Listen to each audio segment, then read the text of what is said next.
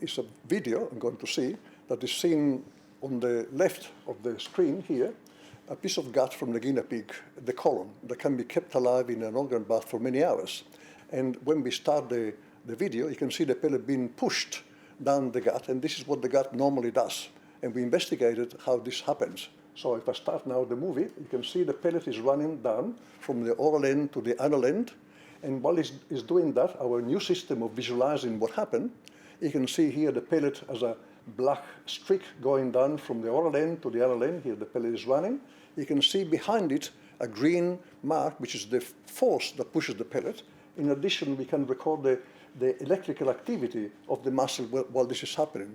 So we can record three things at the same time while the gut does what it normally does. And understanding what it's doing normally is the basis for understanding when something could go wrong. So this is a normal recording setup. We've got a piece of the guinea pig distal colon in the bath. And what we're seeing here is a pellet moving from the oral end to the anal end. And that's shown here on the diameter map as the black streak. What we've also coupled with that is the two electrodes recording the electrical activity, which we can see here on this screen.